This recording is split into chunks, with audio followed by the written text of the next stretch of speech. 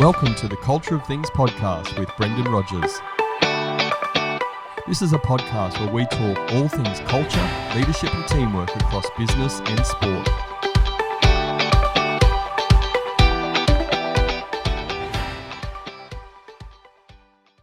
Hello everybody, I'm Brendan Rogers, the host of the Culture of Things podcast, and this is episode 10.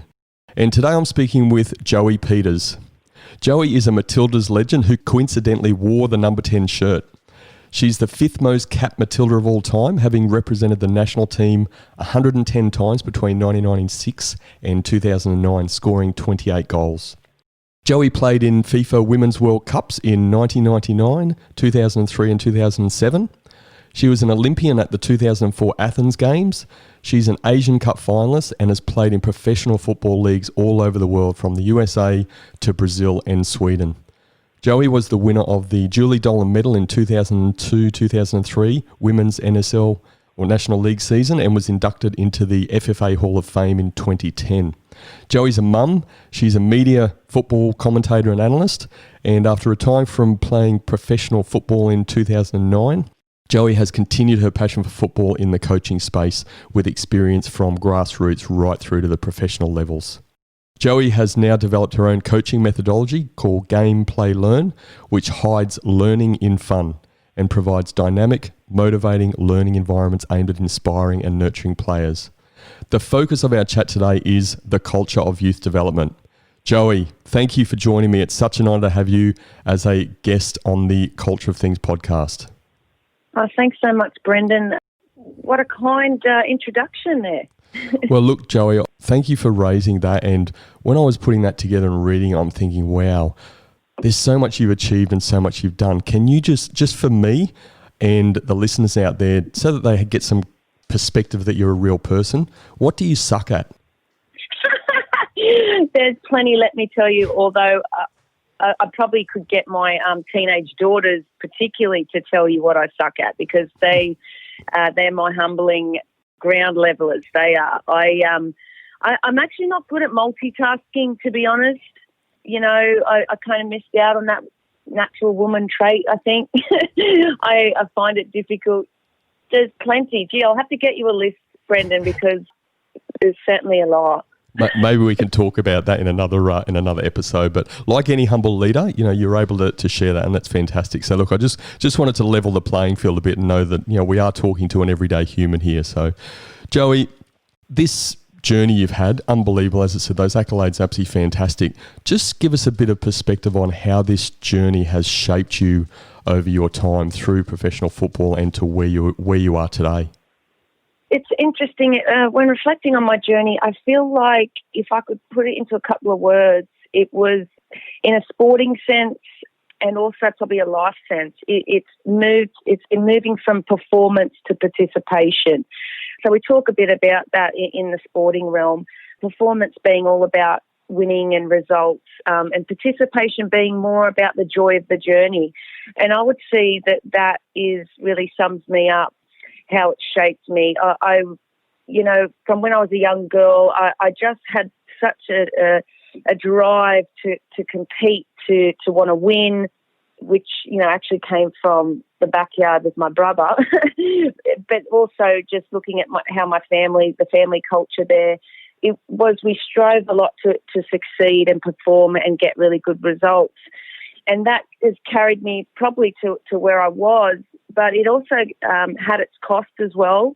You know, I found it very, very difficult when I retired from the professional playing, and I wanted to go straight into coaching and had a bit of a dabble early on in the elite space with coaching, but I essentially burnt out. I experienced mental illness and just the real grieving of my identity when I retired. But that actually helped then give me a shift and more of appreciation for what I call being a participant, you know, whether it's in life, but particularly sport. And when you're a participant, you're just there to enjoy the experience with others, and you start thinking more about, you know, the social connections that you make, and you start valuing that a lot more. You start finding out a bit more about yourself and things like creative expression, which I really valued all my life as well. So I guess if I could sum it up, it'd be that I've really now I feel so much better in myself now. This is 10 years on since retiring, and the more distance and the more I keep this. Well, it's not that I've kept this focus, it's just how I've changed, really. It's more about the fun, the joy of sport, but also of life, of relationship, and letting go somewhat of the pressures that can come with being results focused. That journey you describe, it seems to me to be a reasonably common journey. I mean, again, there's specific elements to that will not be common, but just that hardship, I guess you could sum it up as retiring from elite football or elite sport, having those pressures, having that regimented process and environment around you all the time, and then that transition. Can you just tell us a bit about that and how common is that in professional sport? Well, it's very common that the outcome focused. I mean, we're always trying to look for a tick box. How can we measure something? How can we analyse something with numbers? And I think it's not just sport, but I think the education system and probably business as well influences that highly. We want to measure things. And we have this obsession with controlling things, so being able to control the outcome. So we do A plus B equals C or whatever, the equation we're trying to work out. But what I love about sport is that it doesn't let us get away with that. We are continuing, I guess that might be almost the holy grail of why we're continuing this passion and this drive in sport to achieve, to have long-term success. It's very, very difficult, especially when we're looking at those outcomes first and we feel like we have control over the outcomes. For me, it's more about that journeying, and it brings in this sense of complexity, and I've enjoyed researching the science of complexity, and it's that sense of, what we can't control. And it comes back to, we can't control the end result in a game. Yeah, people are still trying to control it, but sometimes you win, sometimes you lose. That's what I say. Sometimes the ball hits the crossbar, sometimes it goes in. There's a lot of factors that we can't control, but we seem to still have such an obsession to think that to live and die by the results. Oh, that team lost, so that means that the coach must be doing a bad job, and that becomes the focus. Whereas, again, I'm trying to shift it more from the scoreline to the experience. You can learn so much more about the interactions within the game than the scoreline. And perhaps that's where it comes from when people say, well, I don't lose, you either win or you learn, and you learn more through losing, if you like, because you don't have that final result to rest on. You have to go digging and looking for other reasons as to why that was a good experience. So, I think we'll continually be wrapped up in the performance and winning World Cups and being world best till we die. And I think that's unfortunate because we're really missing out on so much more than just the outcome. Since I first met you back in 2012, I think it was, and there's one word that has always summed it up for me. If somebody said, oh, what's Joey Peters like? And I would just say passionate. I hear that in your voice today. I knew that would come through. What's driving Joey Peters over this journey and to where you are today with Gameplay Learn? I've always been a questioner, Brendan, and I love that the quote from Einstein, above all else, just question everything. And it's just driven me to this curiosity. And I think the passion for me is that we just seem to settle so much in life. We settle for assumptions. There's so many assumptions that I can't even think of a good example right now. Just everywhere I go, we're assuming things. And I just want to say, let's question it. I mean, perhaps take COVID, for example. This sense of, do we want to go back to normal?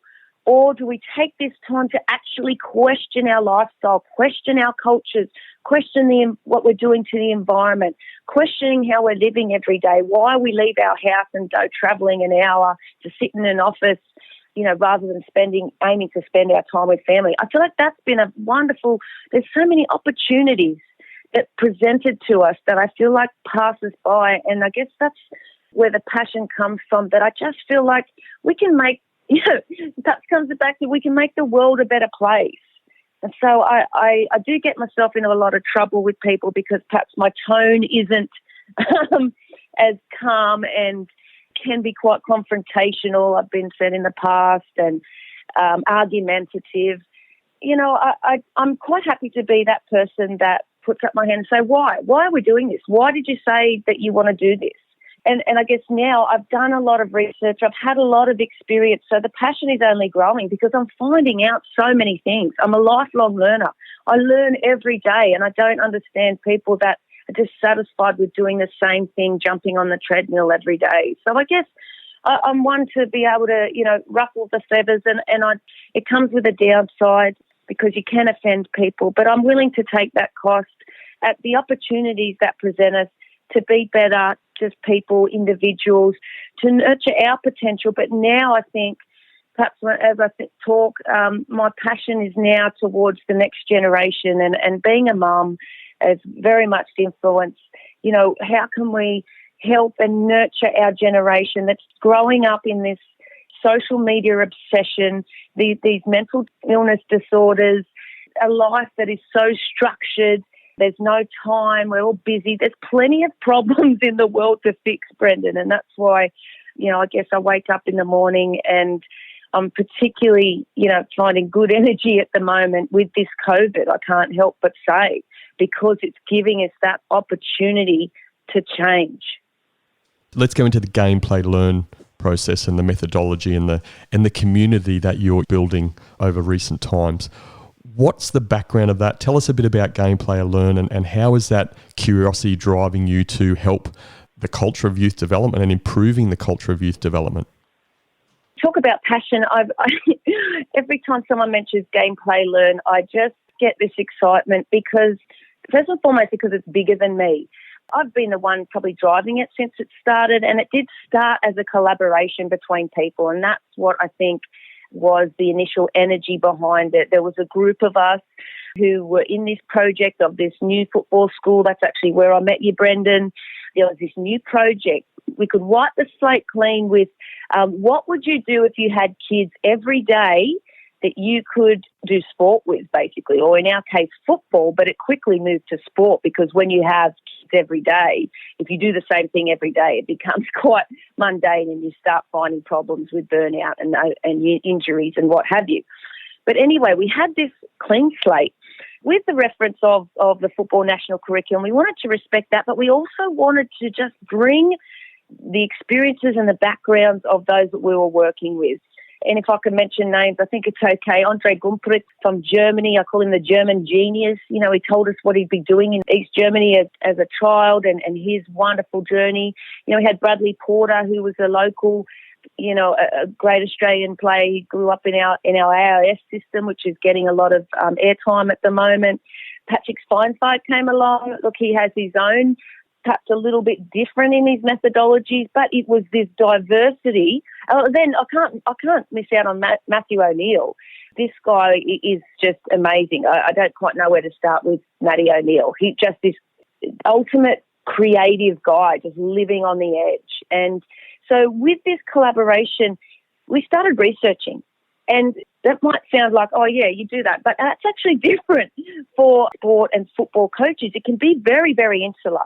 So just by adding diversity, researching, we stumbled across a guy called Mark O'Sullivan, and there were others in that space as well who were looking beyond just football, actually looking into child development, looking into human behaviour, looking at the science, as I've mentioned, complexity. This science that was fascinating called Ecological Dynamics, which can get crazy as well. But if you think of the basic science of ecology, it's the relationship between each other and the environment. And so this thing of relationships came to be at the heart of what we articulated as gameplay learn. And then I said, look, guys, I'm going to start a website. I'm going to start blogging. I'm going to start putting all these ideas down. And then I started looking into, you know, what people were doing online, and it became a place to be able to collaborate with people around the world because it was quite a minority that was thinking this way, you know, different to the winning outcomes, train kids from when they're early, pick the best with the best. because we could see that's not working, and it's not healthy for kids, and it wasn't family friendly. It was just creating too much pressure. We'd had our own experiences of the pressure. Like I said, our burnout and this obsession with coaching. Surely there's got to be a better way. As I said, I questioned. So it began through collaboration. It's now evolved probably formally. I've had the website going since 2016. So 4 years. I've taken it probably on my own a lot with it, but at the same time, I'm still connecting with those relationships, relationship being at the key, and it just evolving, just giving it some freedom to breathe. I've been experimenting with this research, doing different things with kids outside the organised formal context. So my first little adventure was to put on a futsal competition. I put the word competition just to attract people, but really it was just playing games. This game, play, learn, there's so much to it, but you could perhaps say the basis of it is learning through playing games or learning through play.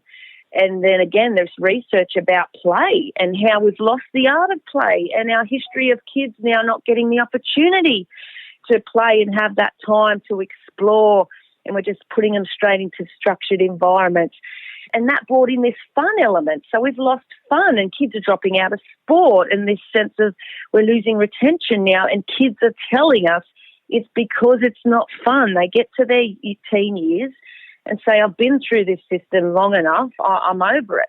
It's not fun anymore, guys. And we know that it's not the game that's not fun.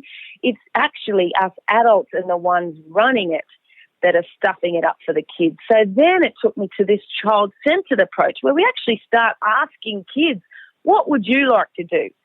That's the opposite of the coaching culture, because the coach is we set ourselves up as the expert. We've done all this formal education. Well, I've got this license and that license. So I need to tell you what to do, and I need to organise this session for everyone. But you can see there's so many elements that are tying in now. And, of course, like I said, it comes back to moving from this performance mindset, treating kids like players, like mini adults, from performance to participation, enjoying the journey, letting kids be kids, letting them have fun, and growing that passion for the game through actually playing the game. Let's not complicate it, guys. Let's actually start with the game and start with play. What would you like to do, kids? Oh, we want to play Duck, Duck, Goose. Okay, well, let's play Duck, Duck, Goose, and actually valuing other factors other than performance and other than getting just football skills. We're facilitating life skills here. We're setting up environments that are exploratory and creative. And I think that was the other thing too. It's a facilitative approach. So we're not coaches, we actually facilitate. And that's where it extends across context. So it's not just for sport, and it's not necessarily just for kids. It's actually challenging us as leaders. When we are leading a group of people, are we telling them what to do? Are we starting with that point, or are we actually going to them and saying, what are your needs? What would you like to do? Because from that point of view, then we start actually nurturing and we start maximising the potential of each individual. I love the terminology used around the child-centered approach, and we've spoken about this before, in the facilitation mindset versus that coach and the tell-do and having control. What are the barriers that you've come up against in this fantastic philosophy? And again, you've experienced both. You're living and breathing this gameplay, learn, and child-centered approach, but you grew up in a different environment. So, what are the challenges that people have in taking on this philosophy, and the conversations you've had with coaches around this? Why don't some get it? What's the barrier to them taking this on board?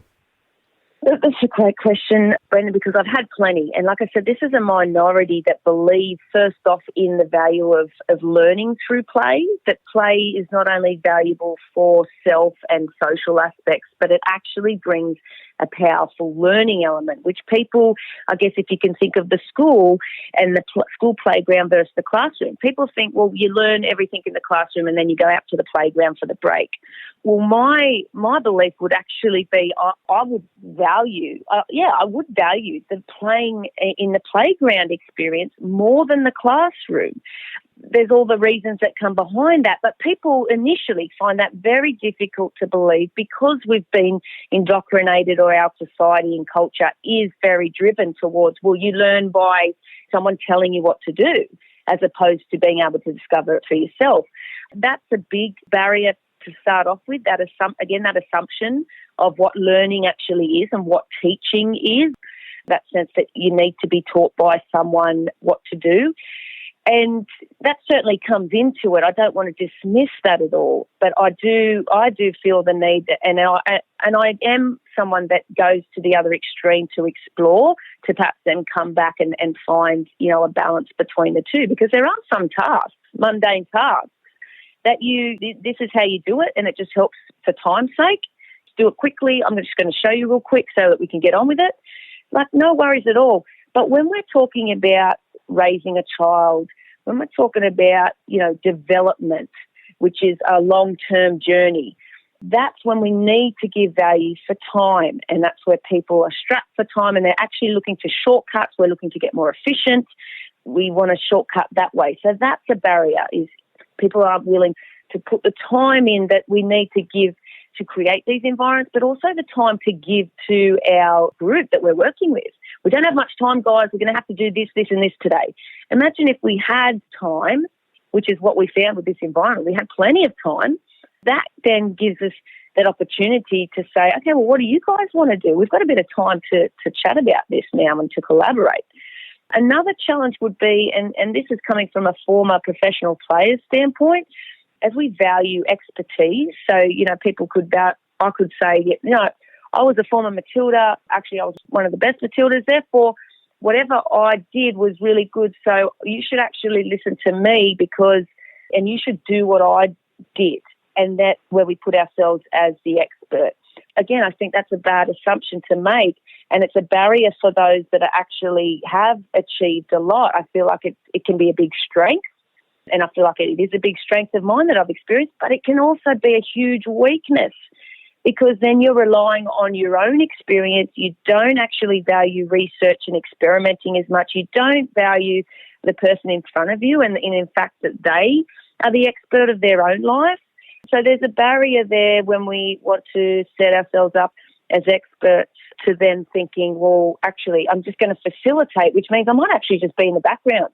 Or actually, even more so from a coaching perspective, which can be a big hit on the ego, the kids don't need me. I could actually go and lead, and the kids would do quite well. And again, it's that sense of the playground. Teachers are there just to supervise. But the kids do quite well at making up their own games, changing the rules, collaborating, problem solving. That's a big hit to the ego. I'll add one more, is this performance mentality that I want to win.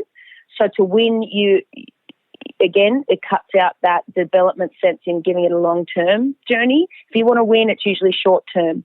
So that's when we see the examples of the coaches standing on the sideline in the professional leagues or national teams. They're trying to fix problems very, very quickly. So they're telling players what to do. We need to solve this very quick. As opposed to if you had a longer-term approach and you feel like, actually, if I can give these guys time to work it out themselves a little bit, then we're going to see long-term sustainable benefits, long-term wins. And in fact, there's so many people now that value, if we focus on learning more, then eventually we're going to win anyway. Or if we focus on having happier people, then they're going to be better performers. So for me, it's a win-win. But yeah, the barriers are certainly there. I've come up with a lot. And probably the last thing I'd say is tradition. People just want to do what they always want to do. Change is scary. That's why I'm trying to actually introduce experiments and say the word experiment, because I'm not sure what you think, Brendan, but experiments can be fun. It can be a little bit safer than saying, we're changing something, because change seems definite.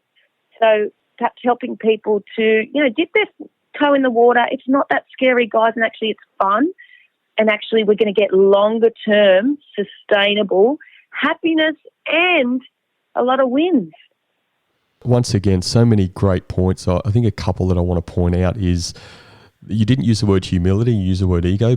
Humility is such a key thing in this child-centered approach and facilitating and not feeling like as the coach you need to be the centre of attention. The other thing I really think, again, that curiosity, that experimentation is critical. Again, that requires a level of humility to say, hey, you know what, we're going to try something.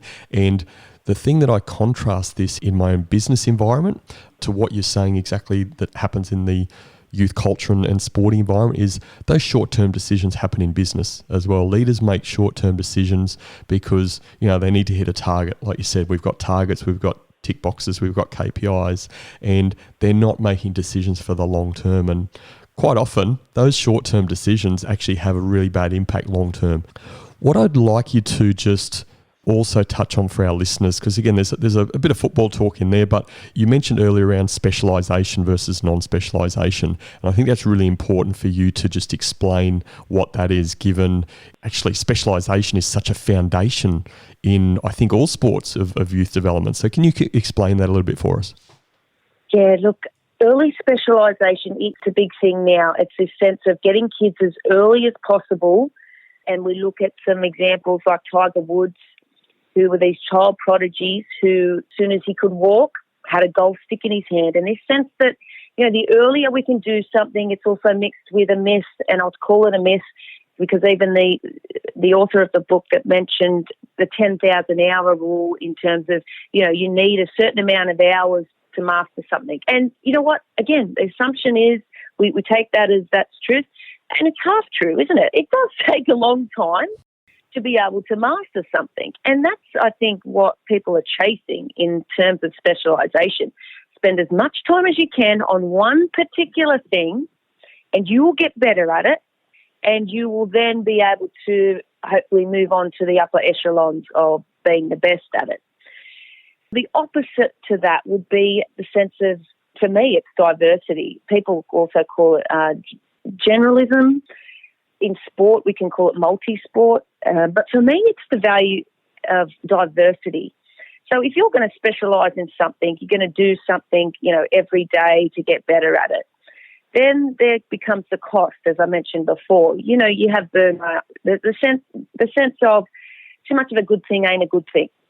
That sense that we're specialising means it comes as a great cost, and we don't look at the cost as well to what that means by spending all those hours on that one particular thing, and that brings in life balance as well. So this sense of diversity, have many things, try many different things, and eventually you'll be able to, in a kid's development sense, give them plenty of things to try. Eventually they'll work out what they love.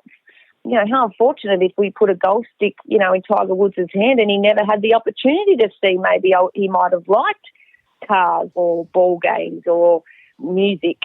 But even if he was given those opportunities to have a more fuller experience of life, and that's what I love about diversity. It's a full experience, and I think it's becoming a little bit more well known that diversity in learning is valuable. I think we need to push it even more so, especially because this specialisation is happening. The other benefit of this diverse, and some people call it a sampling approach or being general, is actually that we can develop. Some people call it skill acquisition. I'm actually more enjoying the term skill adaptation. That sense of if we can adapt the skills across, whether it's across context or across sport, that sense of adapting to the environment, that is actually where skill comes from. So the sense of having a more diverse and varying experience rather than specialising, you're actually going to develop quicker the ability to be skillful in the moment of whatever context it is. Again, so we often dismiss that, we need to practice more and more and more and more of the same thing. Actually, no. The varying experiences can actually improve performance as well. It's fair to say that you've had enormous influence on the field with Australian football and particularly women's football. And I think that influence now is starting to spread into the, using your words, that upper echelons of football society. And because you've recently been appointed as one of the FFA starting 11, which is a new initiative by the FFA, a fantastic initiative. I was looking at that in some of the research when when I was preparing for this, and the likes of Mark Viduka and Josip Skoko and Mark Bosnich, Frank Farina, there's Heather Gorick, there's Claire Polkinghorne, Vicky Linton, yourself. I mean, some fantastic names of Australian football, both women's and men's football. So I have to say that to me says your influence is growing in what you're doing and your beliefs and how you're starting to make an impact. What I'd love to know from you, though, is, first of all, what is this FFA starting 11, for you, and how has this been put to you, and how can you make an impact in that team? Yeah, first off, I do feel very privileged to be in that group, because I know that there's plenty of others that could very well be in that group. And it was a huge encouragement to me, because I did feel like I'd been shut out of the game somewhat. I put my feelers out there. And because perhaps through gameplay learn, it wasn't seen to be specialised in football, I didn't feel like I was really saddened that my own country and my own sport didn't see the value in what I was bringing. So to be recognised, I do know that there were a few people that understood. They perhaps didn't understand to what extent I'd been doing research and that I've actually been right out there on the edge, but they certainly valued my past and also what I'm doing at the moment in terms of the grassroots space. So trying to connect with clubs, local coaches, to equip them, essentially in trying to make it easier for them, which I feel like Gameplay Learn does, and to make a better experience for everyone, an inclusive approach from beginners to experienced players. So I did feel like that was a huge boost to me, and it has been a huge boost to then increase those connections with people saying, "Oh, Joey," and then they know that I'm batting for grassroots in there, because it's been interesting. We've had our first meeting recently, and there was about 20 to 30 of us, including obviously the starting 11 national team coaches and the senior management team. Most interesting thing for me was that we're still very performance driven. I was quick to kind of go, "Hey guys, appreciate that we all want to win a World Cup. We want to be the world's best. There's performance gaps." But, one little weakness that I thought was the lack of diversity in relation to, we're all from that 1% that have made it. And so I'm advocating for the 99 out there, that what is their experience. That provides in itself, for me, is going to be a long-term discussion to try and get people perhaps to see from that performance perspective how crucial the participation is. I'm not saying that they don't value it, but it was interesting that, the first meeting that we had was based around performance aims, but also, there was encouragement there that the FFA have realised, they've been through they've been through the ringer. They realised that they need they called it the new FFA, something that we can be proud of as a sport, as a country. Everyone can enjoy this game. Everyone has the best of intentions at heart. It is a 2-year journey, apparently, with, this starting 11, they've said that. So it's only at the beginning. I am hoping to focus and bring the grassroots to. It will continue to be my primary focus. And from that, because I believe if we focus on the participation needs of the individual's experience of it being family friendly, then we will see greater performance outcomes. I'm really enjoying just seeing the inside of such an organisation like the FFA, because of the turmoil they've been through, because they're trying to desire to do the right thing. It also is interesting if we look at, from a management perspective, this top-down culture that, we've got to, implement things at the top for things to change at the bottom. I don't believe that. And that's why, as much as I really appreciate people are saying, "Come on, Joey, you can get in there and change things." And trust me, I'm taking that very seriously. I'm trying to do what I can. But also I want to encourage people that they, it's this whole sense of be the change you want to see in the world. It's by peer-to-peer influence. It's by doing things and then on the front lines, and that we're going to see the biggest change. It's not going to be, and it seems to me, Brendan, I think we're moving away from this sense of a top-down hierarchy that the boss makes all the calls and then everyone else has to follow. I'm hoping we're moving away from that. But there seems to be more of this, this sense of facilitation. Certainly there's big decisions that do need to be made in a governance level, and I am hoping that we can just tweak a few things like the word experiment, bring that word in there so that people don't have to get scared of change. But certainly I really am going to be enjoying this opportunity and seeing what changes come about, but I'm hoping they're not going to be too scary for people, that it might be more of an experimental way of bringing people forward in the game, which is much needed. We've been sitting stagnant for quite a long time, so I think that's a good intent of FFA to have this initiative to move forward. I'm really glad you mentioned a point there early on around what I could say the limited focus on grassroots. And as a football enthusiast, when I looked at the starting 11, my first thought was fantastic initiative. Then the mind starts to move forward. And as I'm looking at, and again, I don't know any of these people in the starting 11 as well as I know you. I know your passion for grassroots, but that was the thing that stood out for me, is that I'm not seeing a lot of evidence of them spending a lot of time in that space, like when they finish their career, which is what you've gravitated to, and you've seen the benefit and the value you can provide in that space. So I really think you've got the biggest challenge on your hands with that. And it's probably the disappointing side for me, as I said, just a football enthusiast, to say I would have loved to have seen far more grassroots representation in that group. So with that in mind, like, how do you go about influencing? Because that's a massive task for you. You are representing a massive part of the Australian football population, because that sits predominantly in grassroots football.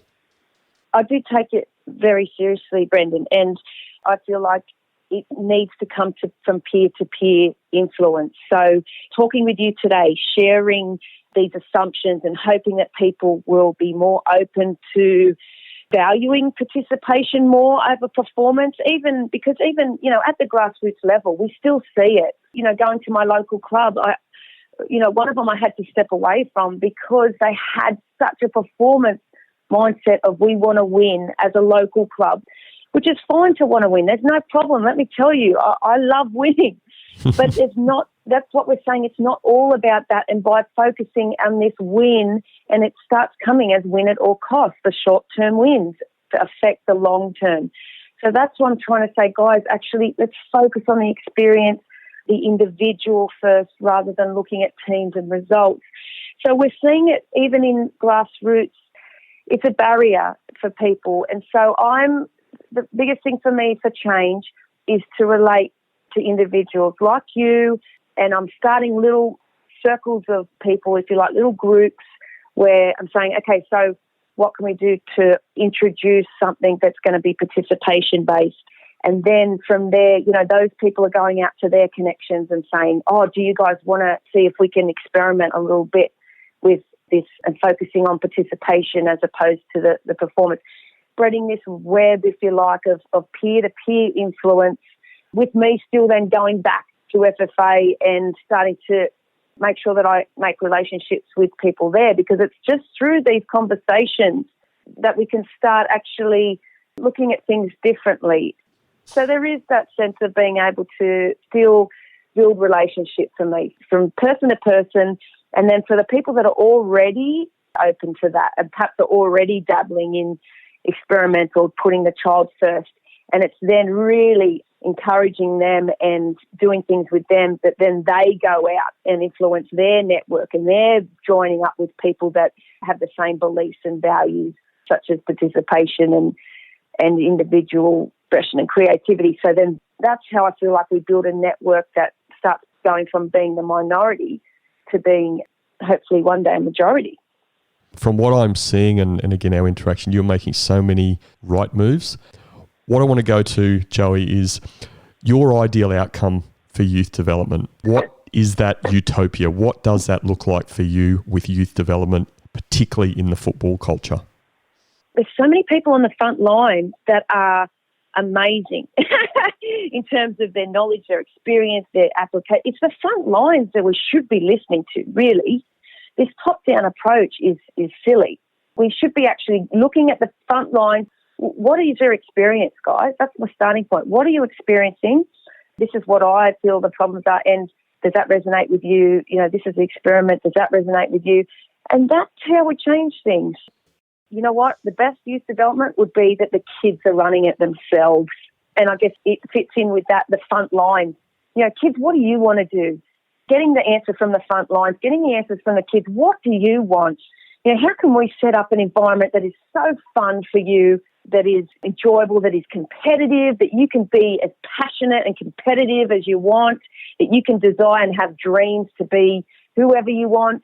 What do you want? And for me, it would be that the kids would be running it, that we would have kids on these starting 11 initiatives advising the FFA or participants. You know, it's participants driving it. But in relation to, you know, the outcomes of the next couple of years, there's a couple of projects that I'm starting already with people. One of it is transforming the competition formats.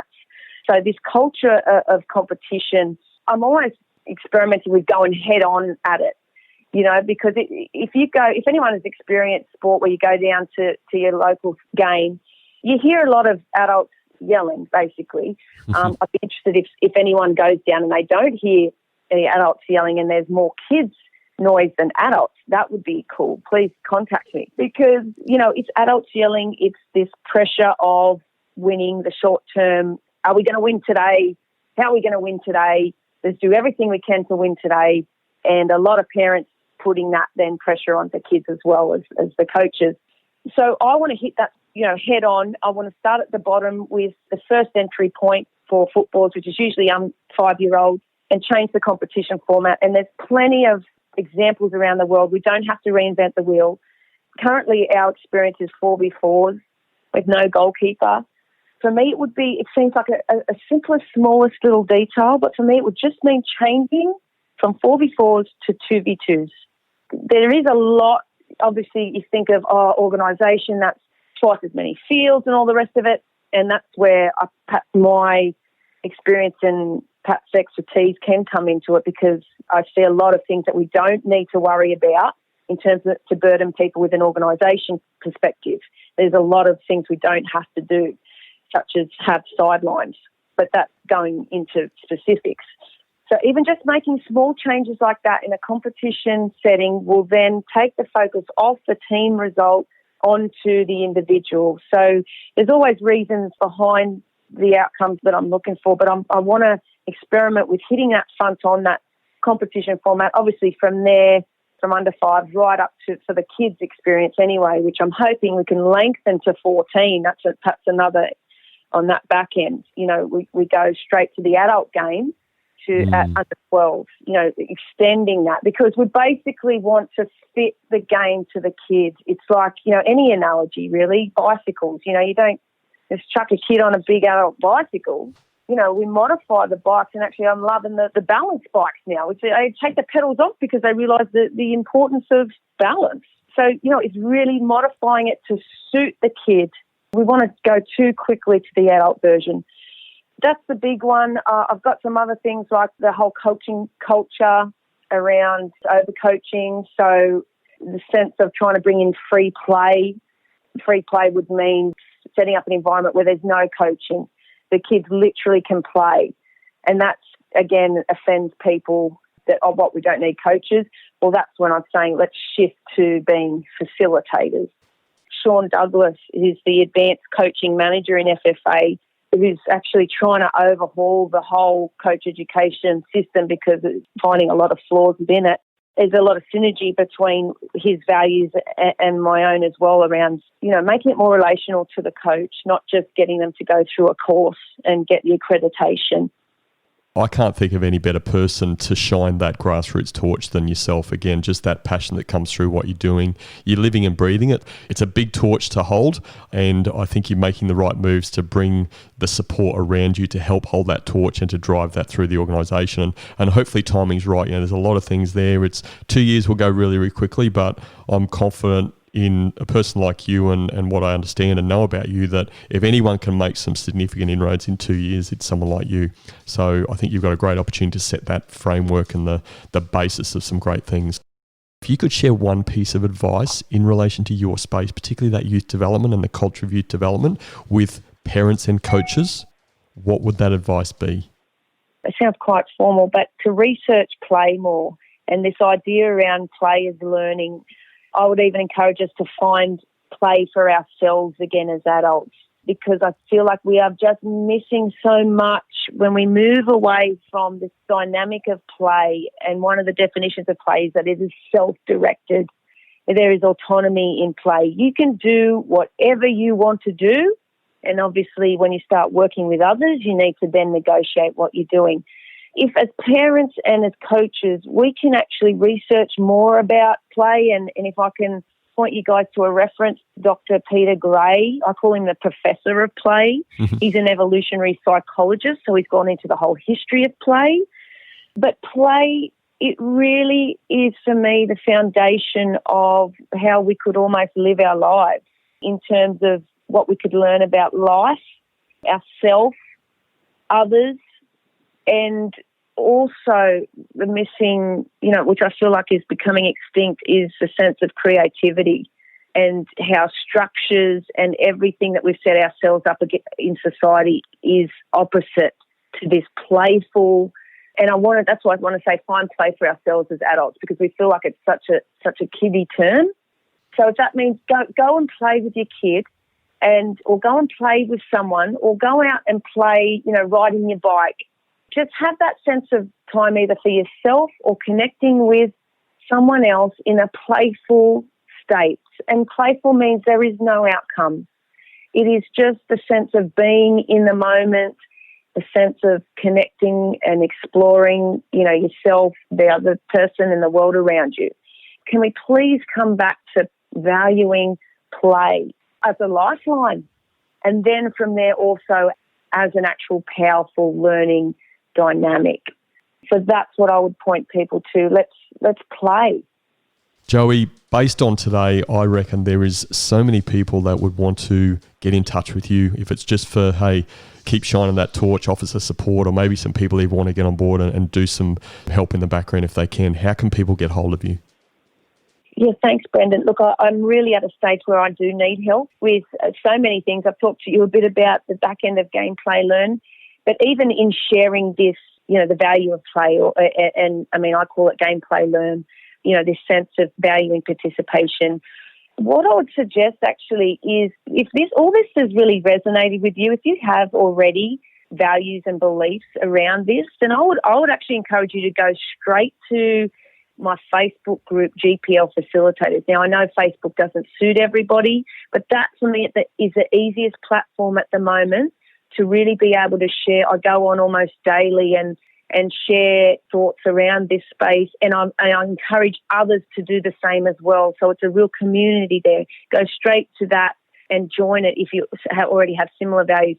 If this is something that is new to you but you're very curious, that you want to know more about this sense of valuing play and participation and getting away from all the pressures of sport and outcomes and performance, I would encourage you to subscribe to my website, gameplaylearn.net, and that's where I'll want to be able to start introducing people to a journey, start having little things like online courses where you can really challenge yourself and apply it in your own context. And, of course, the social platforms. I love Twitter. I would actually encourage you to go on Twitter again if this is very new to you. Twitter was where I did most of my research. There are guys on there like Mark O'Sullivan and it's Stuart Armstrong who are already in this space of sharing articles and research around their experiences, and that gives us a bit more meat to understand a lot of where our culture is coming from and the culture of sport and people as well. So Twitter, and the other socials, Instagram, I'm still trying to reach out a bit more to the kids space there. So if you know how to reach kids, because that's important as well. Yeah, I'd love people to be able to. In the end, look, if you want to send me an email, joey@gameplaylearn.net, that's cool as well. I'm finding it, I am getting more time to do individual work, but hey, I love at least reading them. I don't know if I can get back to them, but I love hearing people's stories of how they've been inspired, what they're doing, and if I can at least connect people into this network, we're really looking at creating a movement, which is moving. We want to move forward. We want to move society forward, sport forward, to make it, a better experience. So, look forward to meeting a lot more people from this, hopefully, Brendan. Thanks for sharing those channels to get hold of you.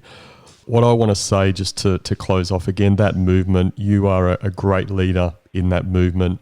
You're a champion on the field, and I think that you have a massive opportunity, and I'm already seeing signs of the champion that you are, and can continue to develop being off the field and actually change our game, and particularly the grassroots foundation forever. So keep up the great work, keep up the movement, and let's drive this thing forward. Well done, Joey. Thank you so much, Brendan. It really does mean a lot to me, everything you've been saying, and the encouragement. It can get quite frustrating and perhaps seem a little bit lonely, but certainly at the moment there seems to be this groundswell of people that are anticipating change, whether it's because of COVID.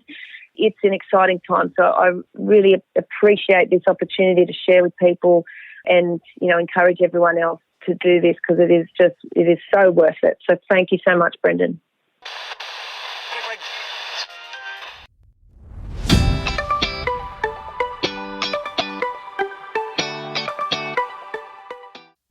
I was lucky enough to first meet Joey in 2012.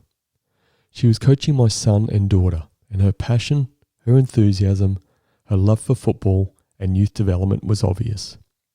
You could say she's a bit of a diamond in the rough, and I mean that as a compliment. Joey is honest, compassionate, and her drive to bring out the creative genius in each person, young or old, is inspiring. I've been so fortunate to help Joey along in her journey. She has helped me look at my own work through the lens of play and experimenting. I look forward to seeing what she achieves in the coming years with Gameplay Learn and her FFA starting 11 position. What I know is that every child involved at a grassroots football level is unbelievably lucky to have someone like Joey Peters going into bat for them to make their experience fun. These were my 3 key takeaways from my chat with Joey. My first key takeaway: leaders are facilitators of learning. When we are leading a team, are we telling or asking? When we ask, we nurture and maximize the potential of each individual. We should be in the background and put people in the team first. It's important to take your ego out of it. Teams do well if you let them work it out on their own. My second key takeaway: leaders get out on the front line. Real leaders will go to the front line and get a good understanding of what is happening by speaking to people.